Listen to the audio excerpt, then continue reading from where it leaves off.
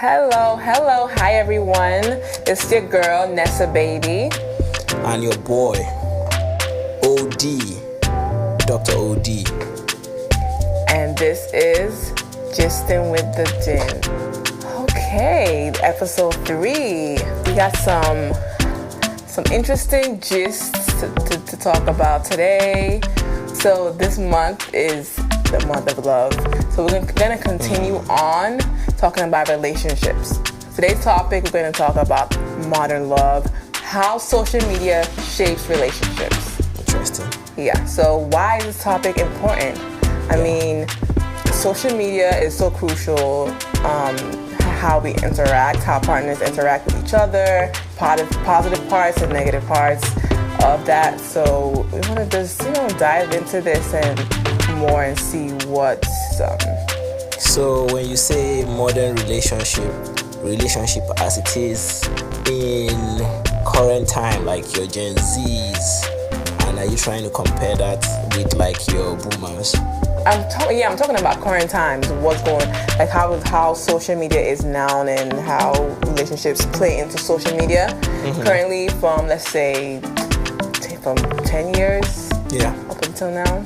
I want to say about like how social media, specifically on couples, there's so much pressure on being perfect. Like they perceive that. Like we see that from celebrities and also just from us regular folks. Like when you see on social media, you see couples like dressing up, going on dates or going on trips, flying out and all that. They put out a persona that they're well put together. They have a wonderful relationship. Yeah. But we don't know that. All we see is what is put out in social media. That's true. Nobody really knows what's going on behind closed doors. I do agree with that, and I think it's always going to be societal pressure that comes from somewhere, right? For example, even if a guy gets married into a family, he also has like a pressure that he has to feel, or he tends to feel, because probably there's an expectation of him to do a certain type of thing, achieve a certain type of goal. Social media just aggravates or extends the effect, right? People just have a need, because then it's easy for someone to put it in your face what they think they want the society to see as their success point, right? So if, for example, someone buys a new car, well, they feel like we want to show everybody that we've just gotten this new vehicle, so everybody needs to see it. That's not a bad thing in itself, but I feel like if that's your sole prerogative to kind of show people that things are all positive for you, then I think your priorities are in set straight. And that's the role that social media plays, right? Because basically social media gives you that platform for you to, even if I don't want to see or I don't want to necessarily be shown whatever you're trying to show, well, you just have an easy way to do it now, because I can just be scrolling my timeline, not looking to see anything, and then there it is. Now, don't get me wrong, it's not like a thing of like being a hateful person and not wanting to see people succeed, but I think some things that you own and you have are better off being kept private to yourself, to your family and your loved ones. Just that circle is enough.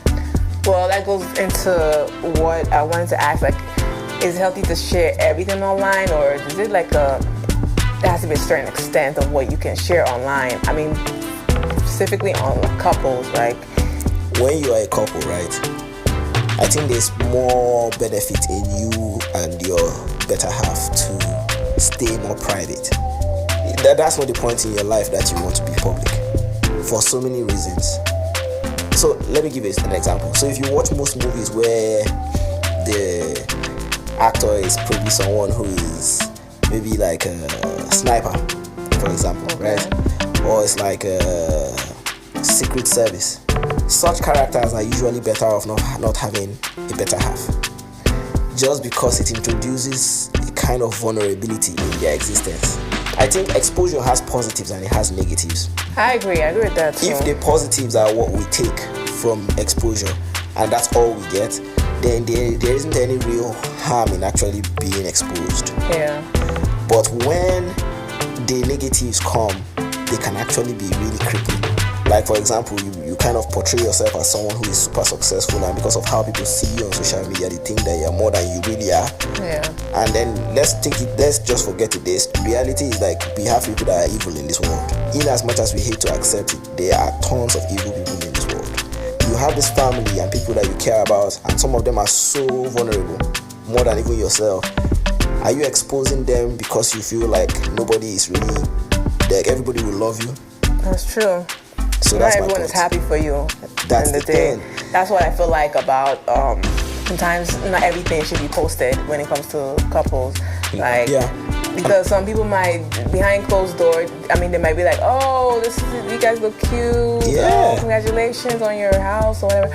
But behind closed doors, they're like jealous or envious and wish they had what you had too. And I'm not saying that you should live in a hut because of that, right? That's an extreme too. I'm not saying restrict your life to the point where like you feel like you're not existing anymore. Yeah. I'm saying just curtail what you need to share. If you don't need to, then don't. Yeah. I'm not saying, again, don't get me wrong, I have an Instagram, I have pretty much most of the platforms, not all the platforms, most of them. But I will tell you for sure that I don't share everything I do. I have a lot of things that are exciting that I could share, and people like, is this what's going on in this man's life or in this guy's life? Yeah. He should have been, we should, why doesn't he show off? Yeah, and it's often about not even the pictures, even like Twitter too. Some people just share different random private, intimate moments on their Facebook. I've seen so many crazy private things. I'm just like, why is this person writing this? It's not that crucial. It's not that critical. The thing that I kind of let people, except you're really close to me, except you're truly close to me, you would know certain things about my life and how I live. But if you really know stuff about what goes on in my life, you have to be close to me. That's what I prefer. And it's always that's kind of what I appreciate for not being a celebrity. Same way. So that's how I feel. Same way. Like I really feel like some things need to just be kept private and not everybody needs to know. Maybe people within your circle can know, but not like just random people or social media friends. And that goes into my next thing I wanted to talk about, soft launching.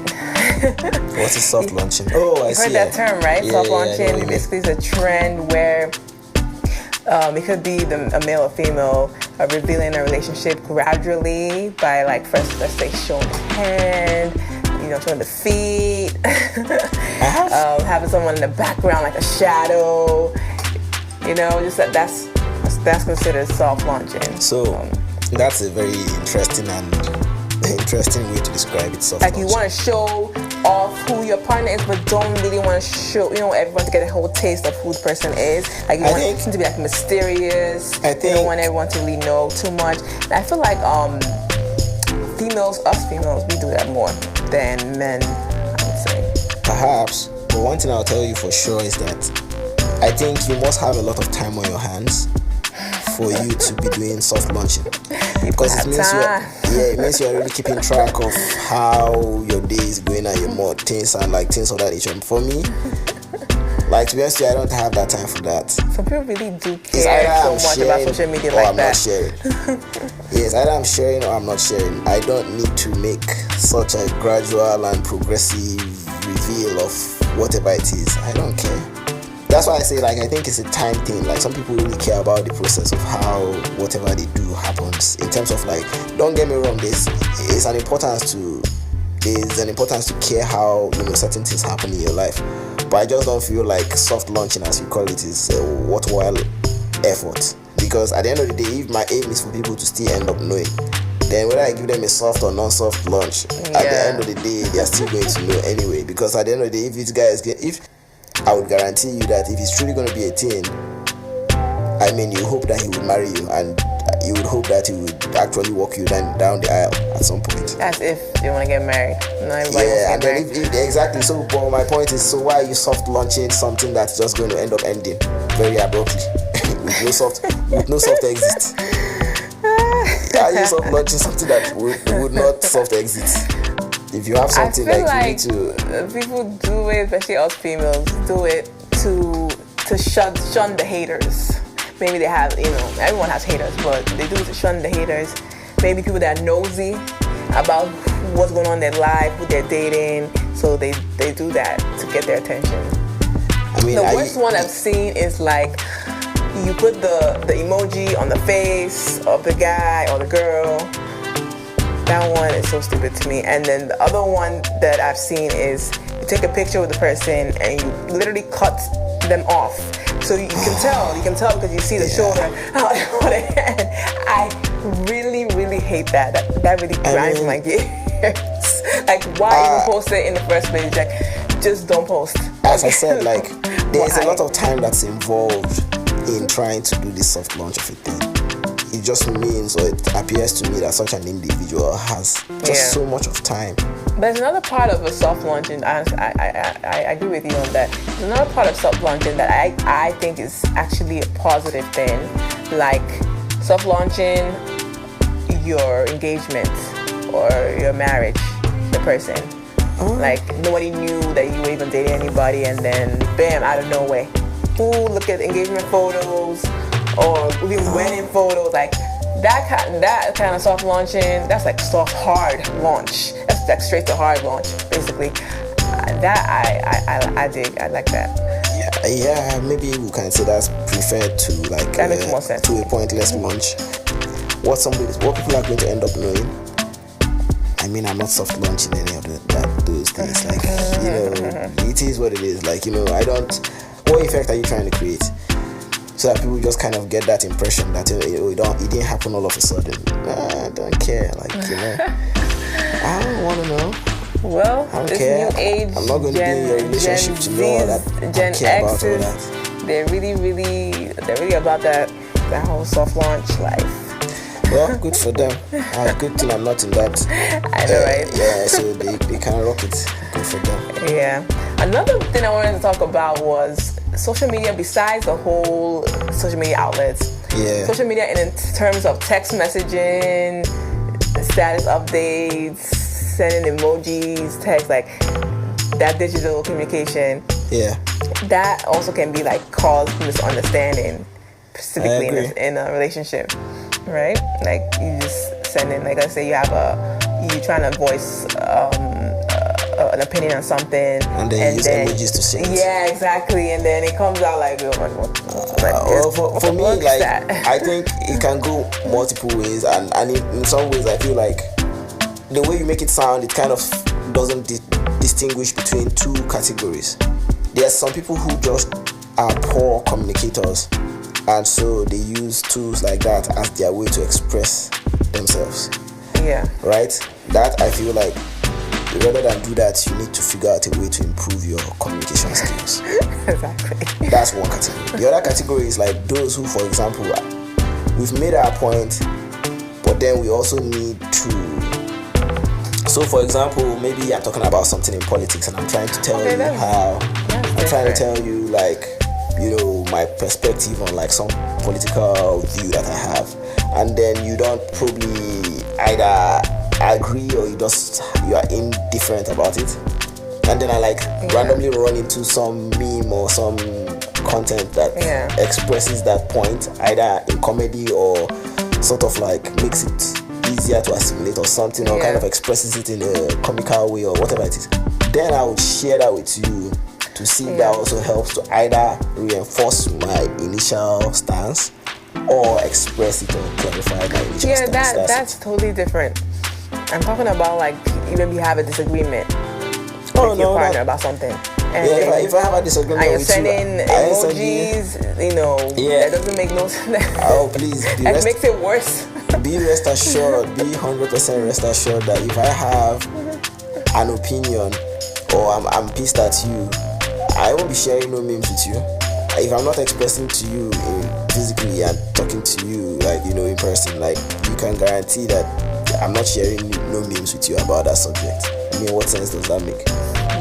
Like you said, I mean, a lot of these new generation, Gen Zs or Gen X, they're really lazy when it comes to picking up the phone, talking, having real communication about whatever issues they have. They rather just send text messages and with their little slangs and emojis. I think I lost track of their recent even some of us millennials too. Some of us are probably like that too. I mean, but I'm sure there's some that are out there like that. I mean, everybody is not cut from the same cloth. Even sending like reels too. Some certain reels can cause issues as well too. Like I don't think everybody you kind of has. give out a point to your partner about, oh, she should cook this or learn how to do this, whatever it is, clean or whatnot. The reason I say that is because, so I think we're not all going to be great communicators.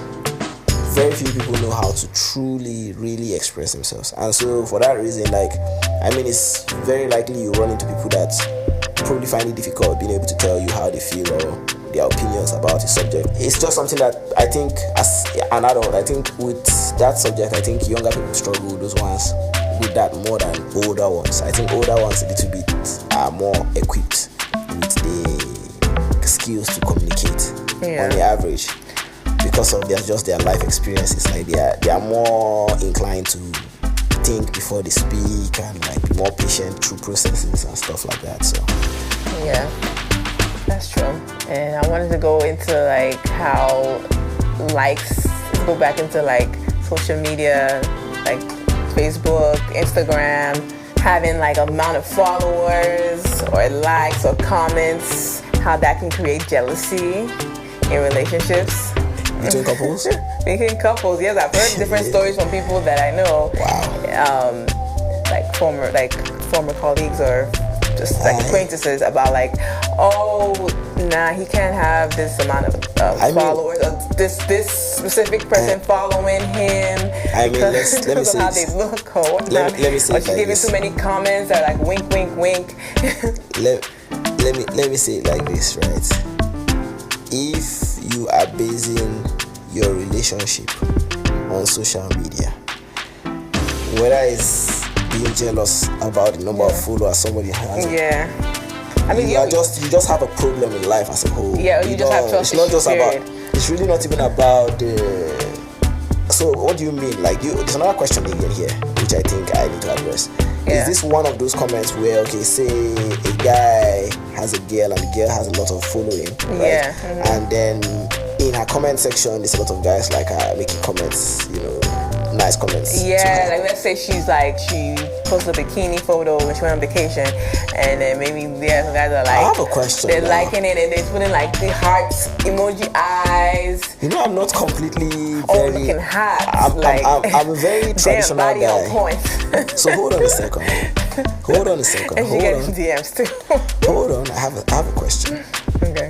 The comment I'm going to make now might really not go down well with a lot of women, but I also have an issue with, not an issue, but I have a question about what women think when they have bikini pictures on their Instagram.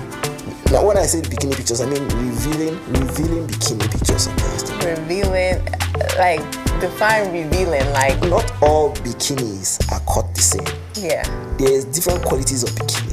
Yeah. There's some that don't really it covers every, like your lady parts, like the top, your boobs the and nipples your as well. So now there are some bikinis that would basically just cover the nipples and not even cover anything else. There's some that also the panties that would not cover. Or it's like more like a thong type of. Yes. G-string. That's what we call it in our era. Yeah. So when you post such a picture, right? My thing is personally as you're a guy, showing yourself, like through the pose, like so. Yeah. See. So me personally as a guy, I think there will be a decision we'll have to come to. If say I didn't, probably before getting into the relationship, I didn't know that the person liked to be so revealing. What if you knew already the person like there will be nothing anything that's going to happen between us will just turn out to be just a one night thing. No, serious, because I will know what you're about. So let's not lie to ourselves, right? If you want to show your body off that much, you either should be making money with it. But there's also there's some guys too that also like to show their body too. They'll show their chest, their abs, and all that. The prints. Let me do the double standard thing here. And I know that this is not going to go down with the ladies as usual. I know. I don't think men and women are caught equally on that. Of course, in that regard. I know, but if it's like that, why don't you just take off the bra? Let us just take off the bra and let it just hang. I mean, I would say that as long as both couples are okay with both, if both of them are the ones doing all they share, you know, whatever they share, and people, guys, they're getting comments from guys, she's getting comments from girls that are, you know. So as far as I'm as long as concerned, they're both okay with it, then it's fine. But if one person is not okay with that, let's see. Let me tell you again. I tell you that men and women, we are not the same. And the reason why I say men and women, we are not the same is that, as I said last episode, the truth is, if a woman is getting that level of attention, at some point, the right guy will come around, and she would have to fight herself to resist it. But you know, women, we get hit on more than men, like a lot. And that's a fact. And I feel like us women can easily shut a man down easily and be like, especially if we're really who the person that we're in a relationship with, we really love and care about that person, we can shut the guys down easily. Relationship with women is a thing that has to be, see, look, you have to accept the reality of how women process. If you understand that it's also a numbers game too for guys too, you have to know this. So that's why for most guys, they just know that, see, look, I pick the kind of girl that I'm okay getting no from. And if I try out, and it fails me all the time, eventually one is going to work. So it's just a matter of the numbers. And the one time that one girl will be, you know, off her game, that's the one time Mr. Adam gets it. It's as simple as that. And I'm being honest with that. This is not even a joke. This is real talk. Let's just take it as it is. Men are doing it as a part of what is in their DNA. They will still end up going with the woman that they are interested in, right? Yeah. Women, on the other hand, once a woman starts playing that game of like having emotions for different guys, she's stuck.